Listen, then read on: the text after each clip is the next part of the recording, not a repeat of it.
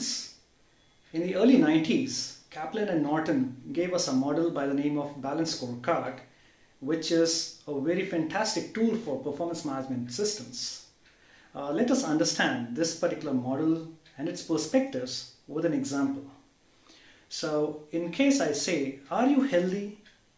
Or in other words, should I say, do you have a healthy body? How will you answer this question? Probably most of us would say yes or no. For some time I have not been unwell, I have been fine, so I'll say I'm healthy. That is based on my previous experience. Somebody will say, look, I can run for 10 minutes and hence I'm perfectly fine. Now let us talk to a doctor who would say that, look, if I say that I'm healthy or not, I would like to check your vitals, which means I would like to check whether your heart is in good shape, your lungs are in good shape, your pancreas are in good shape. So I would like to run all the tests to understand whether your whole body is healthy or not. Just being sure that my heart is fine doesn't mean that my lungs and other parts of my body are perfectly fine. So what are we trying to understand? The simple logic that just looking at one aspect of performance, I cannot make sure that the whole organization is working perfectly. So I have to have different perspectives to understand it. So which particular game do you follow? Say for example, some follow football, some follow cricket, some follow rugby. So there are some very interesting sports around. Whichever you follow, probably you will have a favorite sports person. Now think from that particular angle. The sports person is you. So you are that particular sports person and you're playing for a club. All right? Great.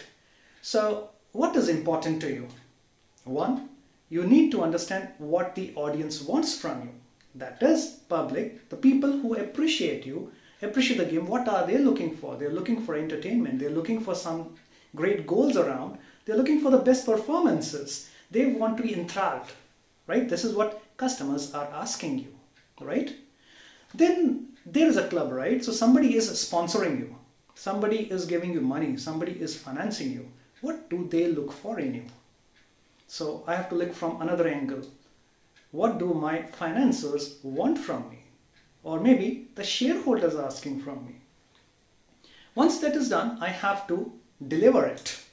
So what is the internal process by which I deliver it to my customers? So I play and I play well. Whatever role I am into the game, I do it well. And that's how my internal processes are seen. And finally, I have to understand that I'm not really good all the time. There are some gaps. I have to learn with time. New things are coming up. And hence I lead a lot of learning and development. So this forms 4 perspectives to the balanced scorecard, which says that we need to understand what the customer needs. So my organization has some vision and mission. So those vision and mission has to be broken down into some objectives from the perspective of a customer. So am I able to give what my customer is expecting from me? 2, I have got some shareholders. My objectives coming from vision and mission, are they able to cater to the requirements of my shareholders? And then coming to the internal process, how do I develop myself, right? What am I doing? What exactly I am supposed to be good at? That is my internal process. Is that vision mission giving me some objectives?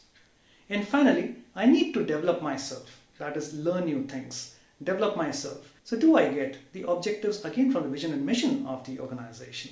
So here we see the 4 perspectives. And in these 4 perspectives, I understand that there are some external measures coming from the customers and the shareholders. And there are some internal measures coming from my internal process of doing the job or things that I'm good at. And 2, from the learning and development objectives. So these are the 4 perspectives that support the balanced scorecard. So how do I put it into practice? I need to clarify, have more clarity about the vision and mission of my organization. That is step number 1. Then I need to communicate it to my employees and also link some of those achievements to some rewards. I need to further go on to the 3rd level, wherein I break it down into small targets, something that is achievable. And once I have provided all the resources to achieve those targets, I need to go to the final stage which says that let me have a feedback how the things worked out.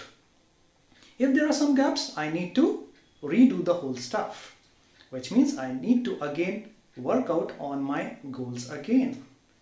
I may have to again look back to my vision and mission of the organization.